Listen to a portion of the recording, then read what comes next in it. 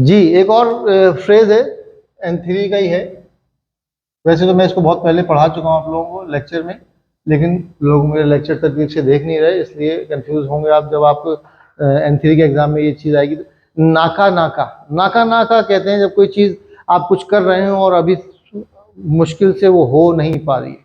ठीक है, कोई चीज़ होने में मुश्किल हो, किसी चीज़ के समझने में देर हो रही है, किसी चीज़ के होने में देर हो रही है, तो आप कहते हैं नाका नाका। मिसाल के तौर पे आप बस का इंतज़ार कर रहे हैं बस स्टॉप पे, और आप कहते हैं बस व नाका नाका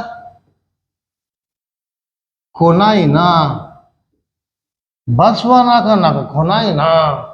बस आ नहीं रही यार, इतनी देर हो गई, बस बड़ी मुश्किल है, बस आ ही नहीं रही। ठीक है, या निहोंगो वा, निहोंगो वा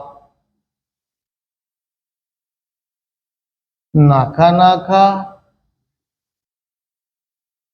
मुजुकाशी देसु ने।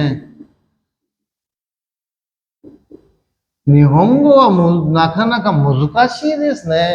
जापानी मुश्किल है ना यार, कितना भी कर रहे हैं मगर वो समझ में नहीं आ रही। नाका नाका मुजुकाशी देसु ने, कोई चीज आप उस तक पहुंच नहीं पा रहे या मुश्किल हो रही है पहुंचने में, तो आप उसको नाका नाका कहते हैं। ठीक है, तो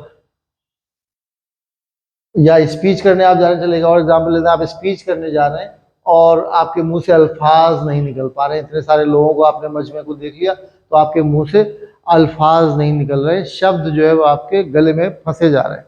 तो आप कहेंगे स्पीच नो तो की, स्पीच नो तो की कोतोबा वा कुची करा नाका नाका देना ये दिस ने, दे नाई दिस यो। स्पीच न तो कि खोतोबा व खुशी कर नाका नाका देना ही देसी हो। स्पीच के वक्त जो है अल्फाज जो है मुश्किल से निकलते नहीं है। जैसे मैं आप लोगों से कोई सवाल पूछता हूँ तो आप लोगों को आता है मगर आप बोल नहीं पाते, सर वो करेवा, अश्ता, हर लफ्ज के पास एक आप वर्ड बोलते हैं और फिर मुझे कहना पड़ता है, तब आप आगे चलते हैं। तो इसके लिए नाका नाका कुची करा नाका नाका देना है। ठीक है, मुंह से मुश्किल से नहीं निकल रहा। ठीक है, तो ये एक छोटा सा फ्रेज है। आ गया तो बहुत आसान है, नहीं आया तो बहुत मुश्किल है। ठीक है, प्रैक्टिस कीजिए।